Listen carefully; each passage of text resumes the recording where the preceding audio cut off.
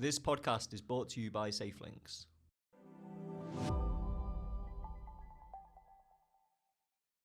Hello and welcome back to episode 2 of Firewatch. Thanks to everyone that tuned into episode 1. Today we're joined by Stephen Mifsud MBE, founder and CEO of global accessibility consultancy Direct Access. Thanks for coming in, Stephen. Well, great to be here. Thank you for inviting me. I mean, wow, what an amazing setup you've got here. Here's a little plug, safely. And you even just had the grand tour of Alford as well. How did you enjoy that? That was, it's great. I mean, this place is in the middle of nowhere, honestly. It really you is. You can breathe the air. It's great. I love it. If you ask someone to point Alford on a map, they can't do it. Yeah, I just think you need to build a motorway from here to the rest of England. It is very isolated from the rest of the UK. It would make our lives so much better. Stephen, we'd like to sort of start by asking you about your early life and how eventually that led to you forming Direct Access. Wow. So, this camera's at this angle, but I don't know if you've noticed, I'm actually deaf, and I wear a cochlear implant. So, I was born profoundly deaf in the 70s, which, let's be honest, is quite a bad hand to be dealt with. And throughout my childhood and young adult life, I faced barriers, whether they were social, physical, attitudinal. And then I was just like, why do we have these barriers in society? They're so unnecessary. Everybody's equal. Yeah. So I just made it my life's work to try and make the world a better place. Went to university, did architecture in Brighton, and then I decided I didn't like architects very much. Cut a long story short, I then decided to set up my own business, which is to drive this change and make the world a much better place.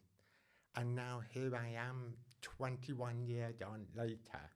And it was so funny because initially it was just myself in my bedroom. It's how great businesses start. Yeah. And now I think we have more than 20 staff. It's not as big as here in It's not as big as here, but we've got an office in the UK, in the Middle East, and now in the US. So it's been a crazy ride. You mentioned in the beginning that you've got a cochlear implant. How are you finding that? Well, so I'll go back. So in the 70s, technology was non-existent, let's be honest. Yeah. It was all about partying and stuff like that. So when I was diagnosed deaf, my first hearing aid was like a big book. Yep. With wires. Imagine Darth Vader. Sounds quite cumbersome. Yeah. And as a kid, I used to do crafts, cutting paper, and suddenly I cut and I go, I don't hear anything anymore. Cut the wire. Then I then got the behind the ear hearing aid with ear mode and tube. Awful. I only heard the bass. But then, more than about 10 years ago, I then had a cochlear implant. Yeah. What you see now. And, oh my gosh, the game changer. Really? And there's so many unnecessary noises in this world. I mean, clock ticking, radiators expanding and contracting. Why do you need to listen to all that? And I'll never forget the first time it was turned on, and my wife started talking. Oh my God, this is what you actually sound like. I hope she's not listening to this. But that's because I'd never heard high-pitched sound, because you've got lots of different pitches in sound. I only heard the bass. So suddenly my brain was like, and I made everything sound squeaky. But then things sort of settled down. How did you cope with that for the first time? You must have felt an overwhelming sense of sensory overload almost, hearing those loud noises, the high pitches. It was insane. I cannot describe it. And you used the correct word, sensory overload. Just so much in one go. Even when somebody was opening a packet of crisps, I was like, I thought I was going to faint. It was so painful. And, you know, it's exhausting for the brain to suddenly go from just hearing a bass sound and syllables, really, and lip reading, to suddenly getting all these noises. It's a lot. It's a lot. I'm still learning now. Yeah.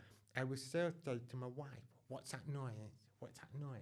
Is it because you're hearing them for the first time? You don't know what it sounds. You don't know what it is because you've Well, never yeah. experienced the sound of it before. Yeah, I could even imagine somebody blind Yeah. who suddenly gets their sight. That green, okay, bank.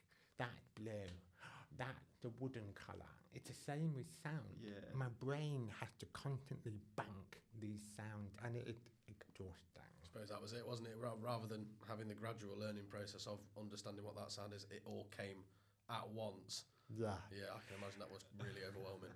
And my wife, she's amazing. She really is incredible. She's my rock. When I got home after having the cochlear implant turned on, she bought me the Star Wars Blu-ray set. Oh, wow. Nice. And I'm a big Star Wars fan, right? And, you know, hearing these lightsabers, I'm like, oh my God, I've never heard this before. Yeah. It's great. I'd like to go back to how I started direct access. Yeah, certainly. So basically, being a child, you know, in the 80s, Yeah. Constantly being a deaf person, right? You can sit and cry about it, Yeah. or you really turn it into an advantage and go for it. And my dad was an entrepreneur, Okay, yeah. so I learned a lot from him. But also, during the 80s, the only thing that actually had subtitles on television was Dallas. Right, okay. That was Which is about J.R. Ewing. Yeah. And, that was the only TV show I was watching as I was growing up, and that Yeah. just rubbed off on me. So, Stephen Mifsud MBE. It's got a lovely ring to it. How did the MBE come about? Well, I'm still trying to get my head around that. When I get posts through the door and I see that, I forget. You know, like, oh, crikey, it's such a massive honour. So I got that through my work with international trade. And how that came about was back in 2017, when Direct Access tried to look at how we could expand. Yeah. My colleague brought in somebody from Department of Business and Trade to our office, and they were talking, and I was listening, and I was like, it's nonsense, hey? It's another government person or something grantee or whatever it is. So, long story short on that, we then got a 50% grant, and I went to Dubai, stayed in a 5-star hotel, of course, which was, yeah. Someone's got to do it. Yeah. I thought I was wasting my time, to be honest, and, you know, if nothing came of it, I got a holiday out of it, so, yeah, fine. So I then attended an exhibition which was all around accessibility, and it blew me away, because instantly I thought, oh my gosh, there is a need for our services out here, because in England, Great Britain, United Kingdom, we're the best, we know everything, of course, so we have a lot to give. And so at that point, I decided to try and get business in Dubai. Going back, I met somebody at that exhibition who's now one of my best friends.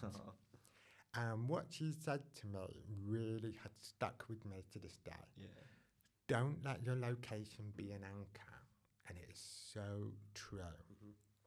So for the next 6 months, I was going out to Dubai, trying to get that first contract. I was starting to get people saying, Stephen, maybe time to give it up, you know. No, that just made me even more hungry and determined to make people prove them wrong. Just adding fuel to the fire. 6 months later, Direct Access then won its largest ever contract Wow. at that moment in time with Expo 2020. Amazing. So, part of my MBA, I then started to push and promote to other companies. Yeah. Come on, export. We sell accessibility, which is it's like hard sell. It's like insurance. Come on. Yeah. I have a communication barrier. I'm selling accessibility, and we get a massive contract in the Middle East. Why can't you do it? Because my advice as an entrepreneur is, for heaven's sake, there's a massive world out there.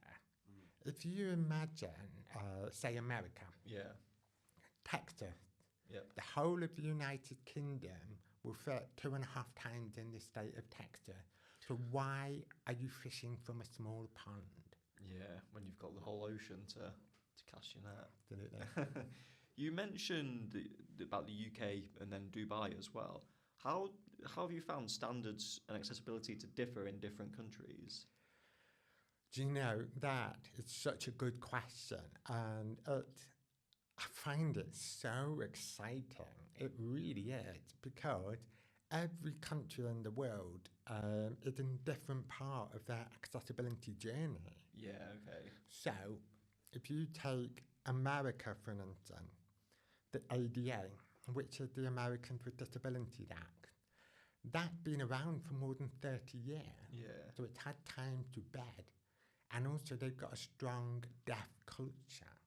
So every time I go into a shop and order a cup of coffee, Yeah. they insist on signing to me, and I'm like, ugh, I don't sign. Yeah. Yeah. And then the UK is pretty much sort of 15, 20 years. Okay. But then in the Middle East, Yeah. they're new on the journey. Okay. So it's very different. And I think with the Middle East, with His Highness Sheikh Mohammed said, right, I want Dubai to be the most accessible city in the world. Okay. Like that. Just like that. I mean, great vision in 2017. But the challenge is you can bring out all the standards and guidance, Yeah. but you've got to have the buy-in from the people. You can't change a thought process overnight. It takes time. Yeah. How do you think they go about that? How do you think they get the buy-in from people? By communicating why accessibility is important. Okay, so from the education side of things. Absolutely. Because if you look at it, the World Health Organization Yeah. estimate that 16% of the global population Yeah. have some form of disability. 16%. Yeah. Now, let's not forget, that does not include people who haven't recorded their disability. Yeah, it's true. Yeah. Yeah. So many countries don't have that ability. We have a benefit system, so we're pretty accurate. Yeah. So it's educating people about accessibility. It's not just because, it's morally the right thing to do. It's because also for businesses, it makes perfect business sense.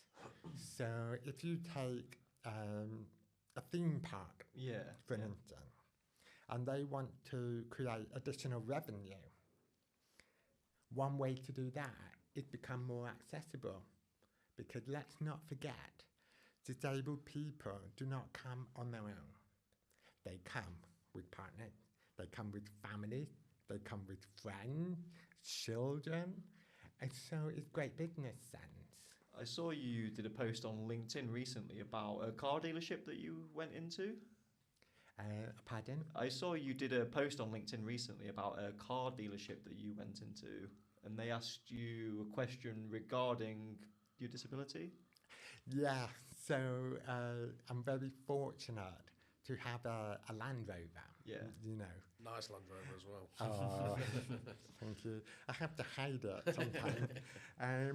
But so I asked them, why don't you have sign language interpreted in this dealing? You know, so I said, do you have a sign language interpreter And like, why do we want to have that? And I said, the difference between selling one of those £100,000 cars or not. Yeah. So being accessible is all about, creating more business. So obviously you mentioned the business you do in all these other countries. Yes. What have the hardest barriers been that you faced trying to penetrate those other country markets? So that's a really challenging question. It really is. Do you mean in terms of running a business overseas or in terms of getting the expertise over there? Both, I suppose. So like you mentioned the accessibility journey that each different country is on. Yeah. So I suppose from that point of view, say how much more difficult was it launching in the UAE compared to England? So in the UAE, it was all about communicating and telling them why accessibility is important, and rather than them just doing it because the leader said we want an accessible city, that's not going to happen unless the people understand why that needs to happen. So the hardest bit had been trying to educate a society that is quite set in their ways. But they've done a great job in coming a long way. And then in the US, it had been about, listen, you guys have done a great job so far with the ADA, but the ADA is now 30 years old. It's not about compliance anymore. That had been a challenge. Educating people that accessibility is not about compliance. It is about inclusion. Now, inclusion and compliance are two entirely different things. They could not be further apart, and that being one of the challenges. You mentioned there about the education piece. We've got health and safety managers and facilities managers that are listening to this podcast. What would be the one piece of education that you'd like to give them that they can take on board to make their buildings more accessible? You guys, even though this podcast would say things, you ask great questions. I have to take my hat off to you. So normally I am battling with these guys that you've just spoken about. Yeah. It's because they think about accessibility being the physical environment on its own and a checklist. It's a lot more than just being a checklist. Yeah. So I find myself educating them quite a lot in the sense of accessibility is not just about the physical environment. Yeah. It's not about measuring the entrance or the height of a reception deck or an induction loop. It's about several factors. So, for instance, the visitor journey. Okay. Accessibility starts at home. Yep. Thinking about visiting. How do we get there? Look on the website. Is there information about the place? 80% of disabled people will research a venue before they even come. Okay. Then arrive, and then you've got the sensory environment, which is the light, the touch, the smell, the terrain, the temperature, the sound in here, great by the way. Then you've got the social environment, which is what are people's attitudes like. So accessibility had moved on, and I do get very frustrated when I have, say, a facilities manager. This is where I'm going to make some enemies here. And they say, right, can you do an access audit of this building? Yes, yeah. And I have to snap them out of that. It's not just about the building. It's about your whole service. Yeah. I would say something else. I could talk all day about accessibility, and also you've got to think about diverse workforce. Yep.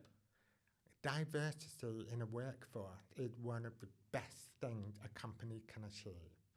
If you take direct access, for an instance, Yeah. 70% of our workforce have some form of disability. Do you know what our turnover of staff is? Low? 0. Wow. Okay. Very low. So we invest in training, give people opportunities, and they stay with you. So if you have a diverse workforce, Yeah. it's not just about giving people opportunities, it's also about educating society. It works both ways. I think empowering people as well. Oh, you got it. Yeah. Totally, yeah. You mentioned during that the journey starts from home. Yes. You've done some work, obviously, all over the world in Dubai, but you've also been involved within projects within the UK as well. London 2012 Olympics being one of them. Yeah. You were part of was it step-free access to make sure that people can get around London? Yes, so the London Underground. Yeah. Do you imagine it's an old Victorian network? Yeah. It was not designed with accessibility in No, mind, of course. you know? So I was working with Jacobs at that time, Okay. with Direct Access and Jacobs. And it was about how do we make the London Underground more accessible for the Olympics? Because, again, when you have a large event, Yeah. whether it's the Olympics or whether it's Expo 2020, if people can't get there, you fail. Yeah, 100%. Yeah. Yeah, it's all about how do we get people from home to the venue, and it's not just about making the venue accessible. Because another thing, if you look at the digital environment as well, Yeah. that's not just about website compliance. It's also about your social media. Yeah.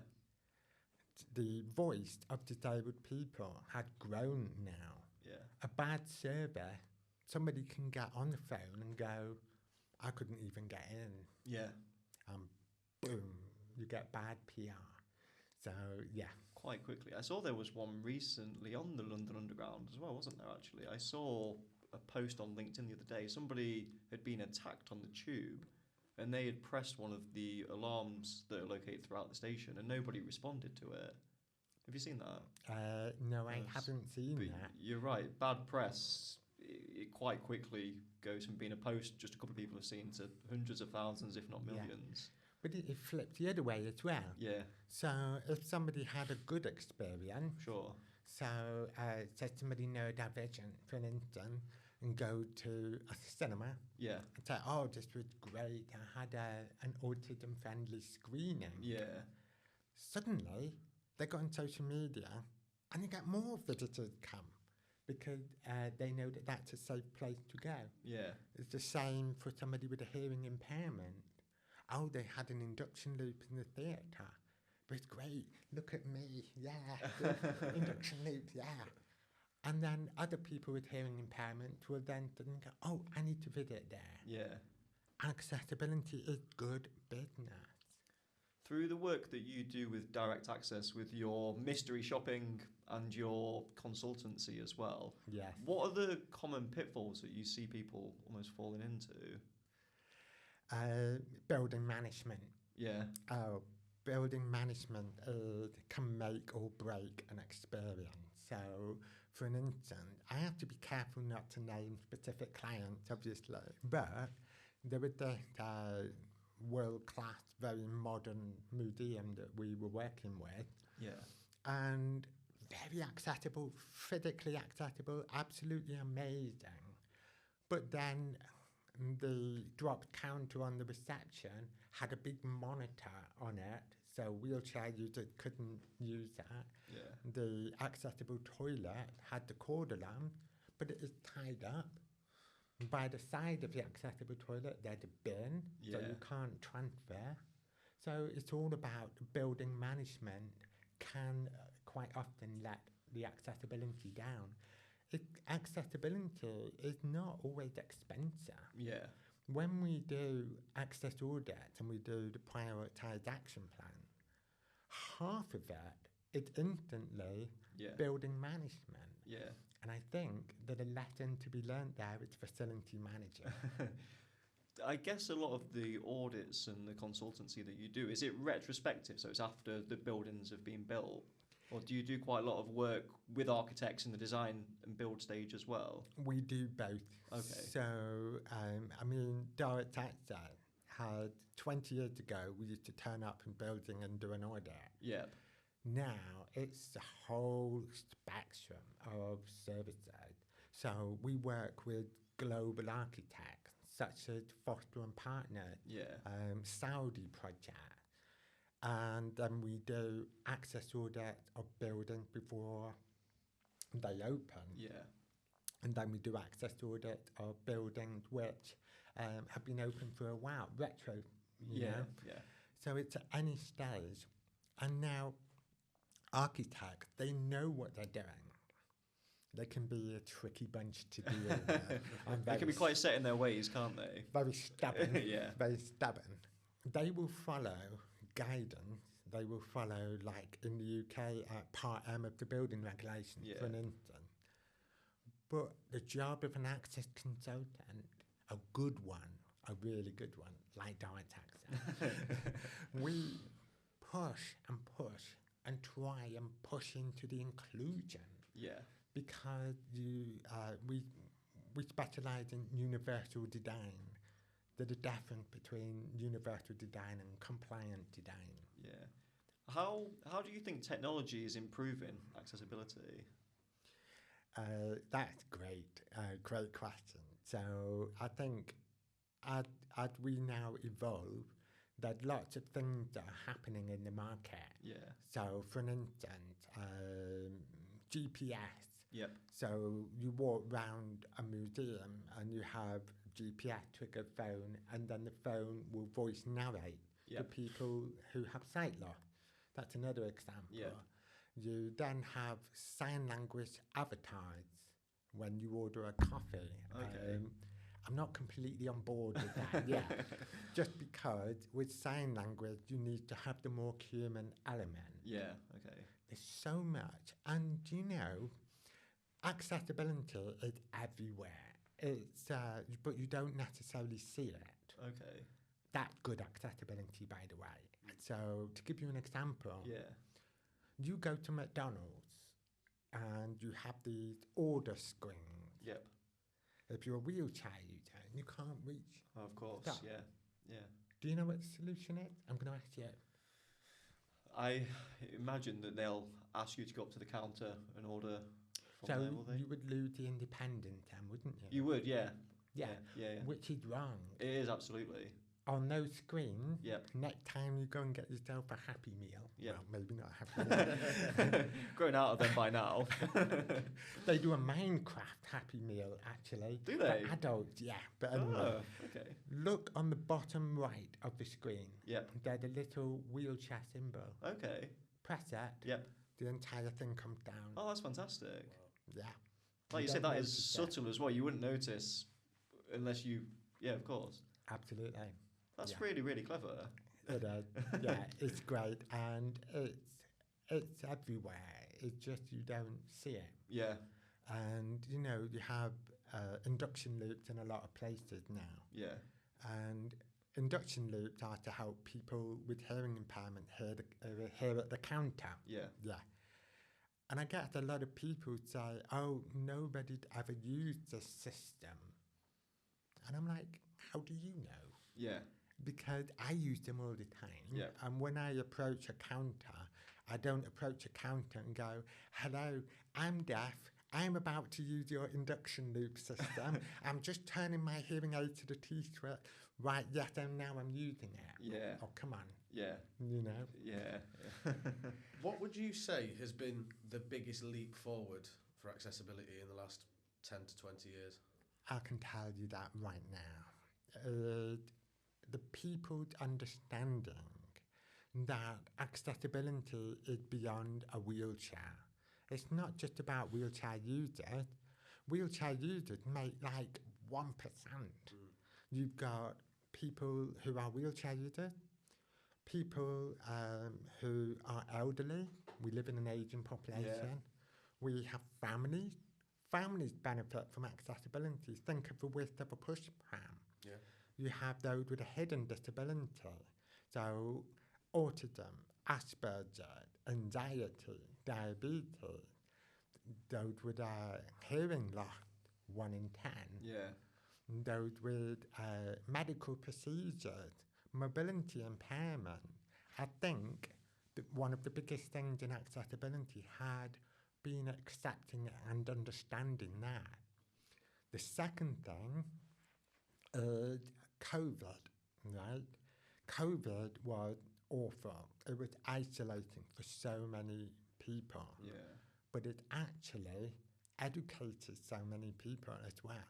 We have a greater understanding now of neurodiversity, hidden disability. Yeah. We also have team calls, which is normal, video calls. Yeah. Yeah.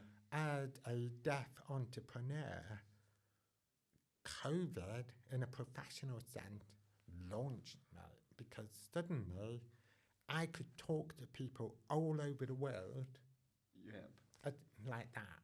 Location's not an anchor.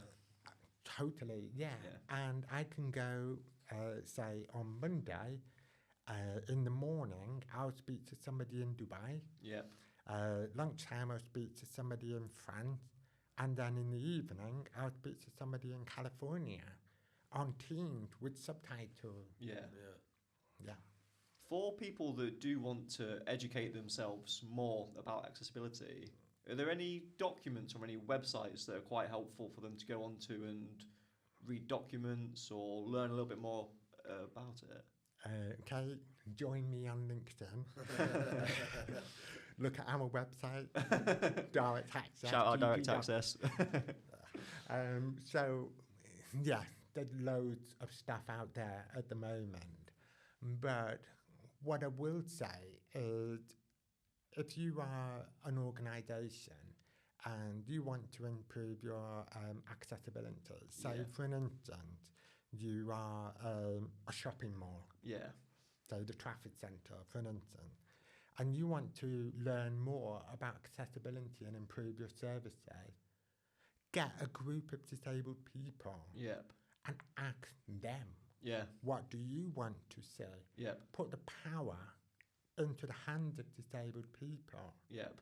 If you look at Primark, Yeah. they've recently done some great, cut this part out. Yeah, that's my first mistake. So, Done well so far. Yeah, then. very good. okay, so if you look at organisations like Primark, they have diversity in their marketing now. So, and that is not through looking through guidance, but by asking people, putting the power of the changes in the hands of disabled people. When we do any large architectural project, Yeah. so for instance in Saudi, we're working with shopping mall, theme park. It's all about asking people, what do you want to see? Yeah. We have guidance, we have web information. But the feedback from the people, Yeah, they'll tell you it's invaluable, I guess. absolutely. It's all because those who are facing the barriers are the ones that know what needs to change. Yeah. Yeah. And I think one of the reasons why Direct Access have been really successful is because the team have faced these barriers and faced these challenges. So we are hungry Yeah. to make a difference and Yeah. change the world. We believe that if you just refer to Part M of the building regulation, the British standard B8300, you're not really going to get anywhere. I guess it's robotic almost, isn't it? But the passion and the feelings come from those that experience it, and that's where the biggest lessons are Yeah. learned. Which goes back to diversity in a workforce. It's Yep. an amazing thing. How large is the team at Direct Access now? Do you say you've got 20 or so consultants? Yeah, I lose count, to be honest. So we have several access consultants in America. Okay. We have we have sub-consultants as well Yeah. who help us, such as in Dubai. We have, I think I want to say about 18, 19 in the UK. Yeah. And that's across lots of different things. Yeah. Digital, physical audit, social media. Yeah. Yeah. What does the future look like for direct access then? What are your plans for the next few years? At the moment, very much on our radar is the US. Okay. The US is a land of opportunity. It's so exciting as well. We have a number of statewide contracts from Vermont, Massachusetts, all over the place. That's going to be a main focus for us. What I really want to do is make the world a much better place. Yeah. And I'd like direct access to be the leading access consultancy in the world, globally. Yeah. And we'd like to move into Australia at some point. Okay. Yeah. And we occupy quite a niche part of the market, because you will have people who do access audits, who work for themselves, you know, consultants. Yeah. And then you have the big consultancy who do fire, engineering, architectural, a bit of disability on the side. Jack of all trades, master of none. Yeah, we are a dedicated accessibility consultancy, and I want to really stamp our authority on the market. In 5 years' time, I don't know. And I think it's okay not to know. I guess that's exciting though. Oh, it's great. It's great. And for me, personally, the international work is the most exciting thing. And I think in a career, if you're in the same place all the time, all those days can mesh into one and you can't differentiate. Yeah. But when you do international work, you experience new areas, new restaurants, or the food. Food. I love my food.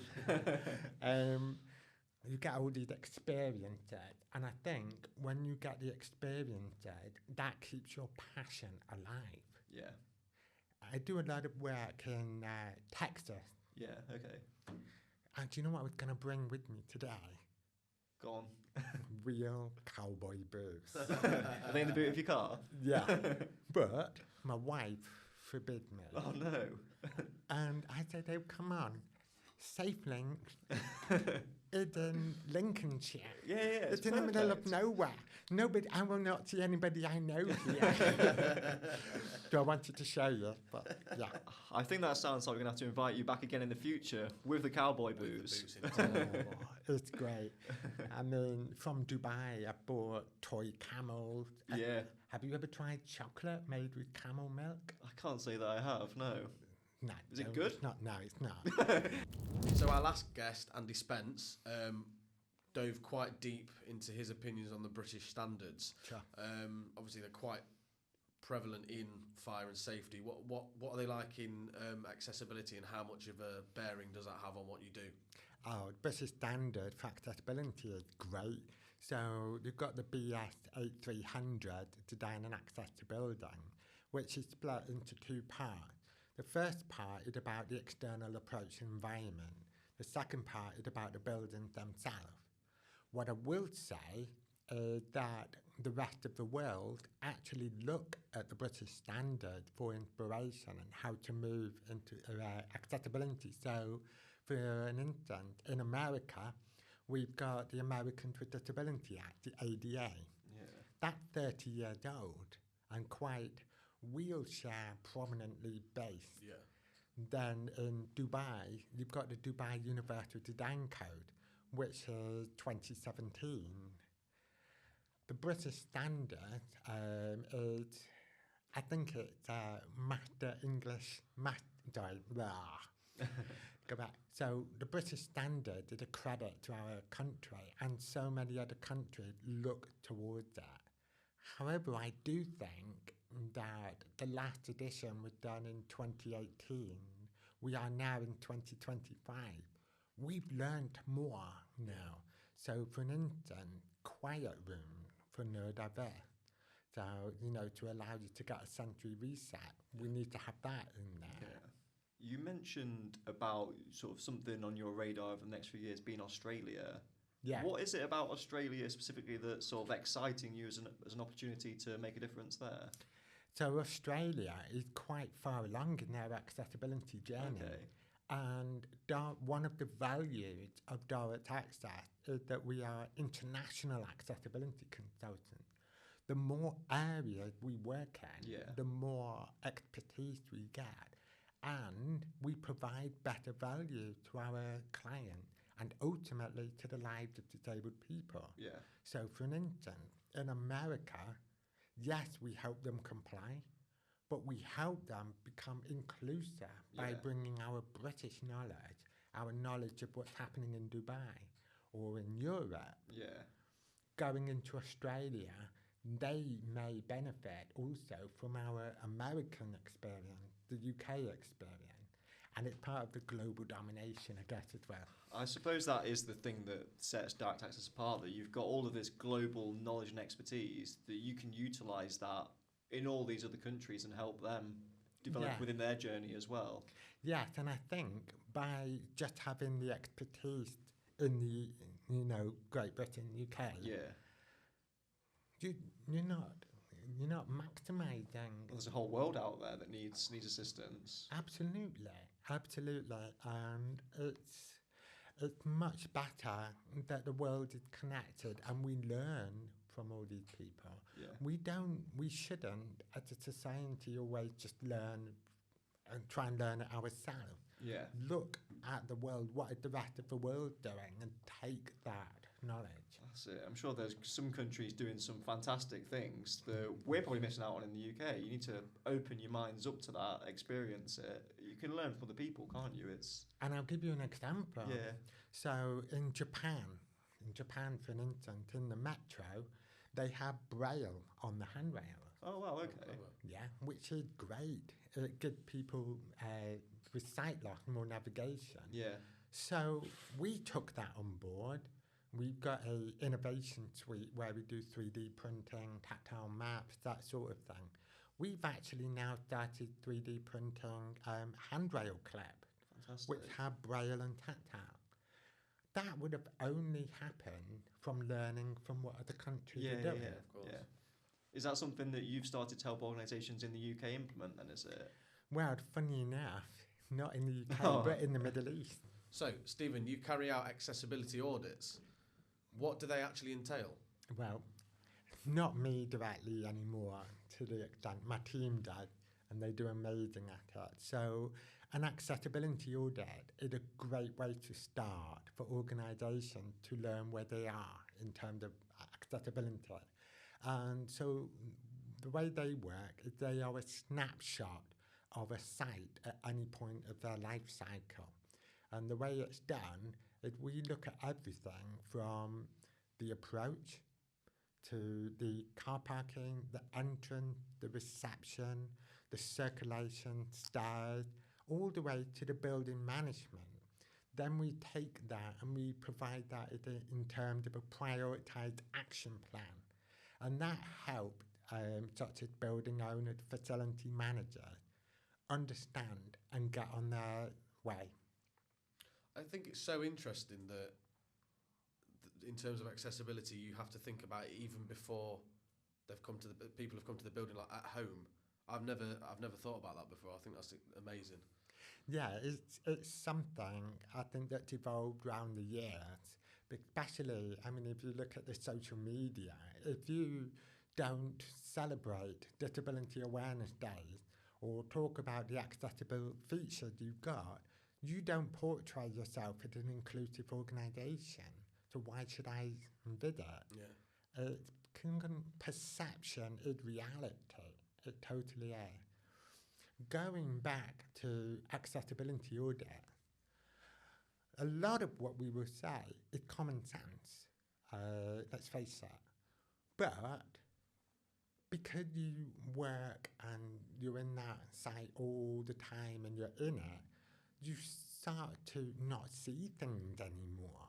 Yeah. So I go round, so I look at an accessible toilet, for instance, and the cord alarm is tied up. And then the facility manager would go, I've never noticed that before. Yeah. Yeah, So it's good to get a fresh set of eyes in. absolutely. And I always recommend to organisations that when you get your action plan, you then work through it. Not everything will be able to be done in one go.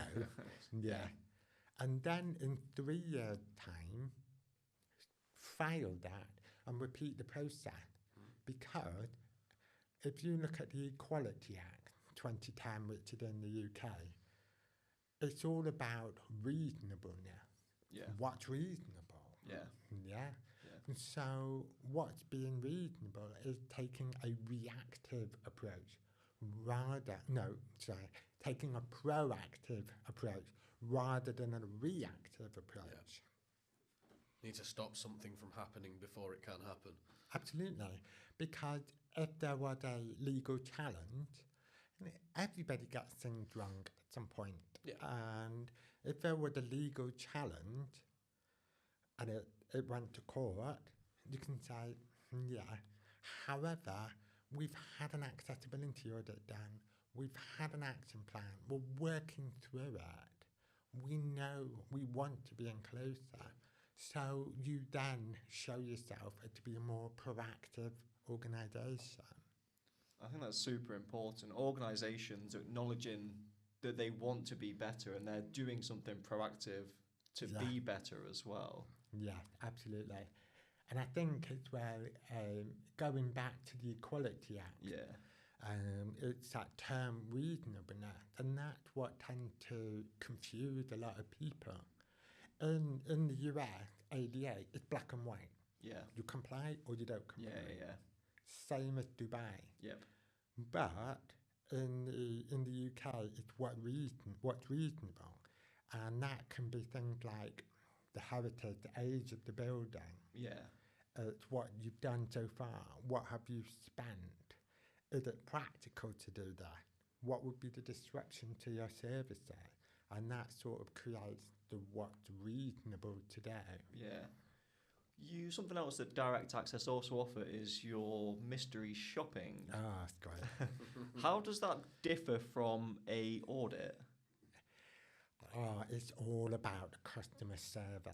Okay. Yeah. Because you can have the most accessible shop. Yep. But then the customer, the service provided in that shop can break it like that. So what a mystery shopping does, it enables, it's not about putting people on the spot. Yeah. It's about how do we make our services better. So what we would do is we would have a range of people who have disabilities attend a venue, a shop, a coffee shop, or something like that, and then record what their experience was. Okay. That can then be taken to management, and then they can incorporate training for the staff. So, for an instance, as somebody who's deaf, and I order a coffee, and that person sees that I'm deaf, and they talk to me like this, so what would you like to order today? And I'm like, whoa, I can't lip read, I can't understand. Yeah. So I then would report that in the mystery shopping, would go to management, and then the staff would get that awareness. I think that's a really good lesson that everyone that is responsible for facilities managing or having a business can take from that. You can have the most accessible building in the world, but if your staff haven't got the education and knowledge to help people when they're entering it, it's all for nothing almost. Absolutely. And it's so important because I hear this all the time. We do disability consultation, we talk to disabled people and people who have these barriers. Yeah. I've had the story of a wheelchair user, for an instance. Yeah. And there wasn't a ramp at the entrance, for an instance. And it was not that he remembered. And, he didn't care about that. Yeah. It was how he was spoken to on that day. Yeah. People do not It's all the people remember the experience and service that they receive. Yeah. I mean, I remember going to a pub in London, Victoria, 20 years ago. I wasn't allowed in. Really? Yeah. And I remember that, the experience. That's it. But I bet you can't remember the building, can you? No, I can't remember if there was an induction loop. I can't remember if the lighting was good, but I remember how I was spoken to. That is, I think, very inspiring story. And the work that you're doing is genuinely nothing short of exceptional. And I really honestly mean that as well. Yeah, thank you. But we don't do this to be inspiring. We don't do this to be exceptional. We do this just because we want to ensure that other people don't have the barriers that we face. You know, my son, Harvey, he's autistic. Yeah. He's the most amazing child. He's incredible. He taught himself how to play the piano at 8 years old. That is impressive. Yeah. And he's an inspiration to me. I'm not worried about his autism, his diagnosis. That's the least of my problem. Yeah. What I'm worried about is how society will be with him as he gets older. Because quite often always, it's not the disability that is the barrier, it's society that disabled the person. Yeah. So if we had a greater understanding of that, if everybody was born a wheelchair user, for instance, the world would be flat. Yeah, fact, yeah. Exactly. If everybody was born with sight loss, the whole place would have tactile paving. Yeah. You know, Yeah. it's society that disabled the person. And if you look at the word disability, I hate it. Yeah. I really hate it because it's disability. I hate that word. In the UAE, they use the term people of determination. Yeah. I actually personally, after a couple of days of getting my head around it, Yeah. I prefer that. Yeah. Because it's about empowering people. 100%. Yeah. And again, going back to terminology, I think terminology is really important because you have to be positive. In the US, in some areas, they use the term handicap. Yeah. Handicap is awful. Handicap goes back to handing cap, begging. Yeah. So the power of words is really important. Yeah. How could society become more inclusive? By just accepting people as they are, by understanding everybody is the same, regardless of gender, colour, disability. We are all one person. We just all have different requirements, different ways of functioning, speaking. But hey, isn't that a great thing? Because I think one of the best things about humanity is the uniqueness of every individual. If everybody was the same, the world would be pretty boring, wouldn't it? There'd be no cowboy boots left either. Right, so Stephen, I'm going to ask you our burning question. So our burning question is a segment where the previous guest has asked the burning question, you answer it, and then you ask a burning question for the next guest. It could be anything. It could be, what's your favourite flavour of crisps? Or it could be something a bit deeper and more meaningful. So, Stephen, your question is... Just before you ask me that question, the burning, is there a pun there? 'Cause we're at Sophie. Okay, what's the question? What is the hardest thing that you've had to overcome in business that you couldn't change? Oh, it's so relevant because we're safe linked here. So I think it's understanding when it's a good time to fold. That is, because it's not always about winning with your hand. Winners also know when to fold. And I think one of the biggest challenges I've had, and some of the people on this will love this, by the way. So I thought it would be really good because direct access is all about accessibility. It's not just about getting people into the building, it's also about getting people out of the building. So I thought we would create the direct access evacuation chair. And I thought we'd capture the market. Now, my cockiness, I fell flat on my face. So, yes, we sell evacuation chairs, but not to the extent I had hoped. And that was one of the biggest challenges I had to accept, which is, okay, this isn't our area of expertise. Let's focus on what we're good at doing. That was the hardest challenge I had to face. Incredible. And what's your question for the next person? Okay, so let's go back. The accessibility and getting people out. My question is this: how do you see the future improving when it comes to getting disabled people out of a building in the event of fire? Stephen Mifsud, MBE, thank you very much for today. Thank you to SafeLinked, and I've really enjoyed this experience. This pod room is amazing. Thank you for having me. Thanks for listening. If you enjoyed it, don't forget to like and follow.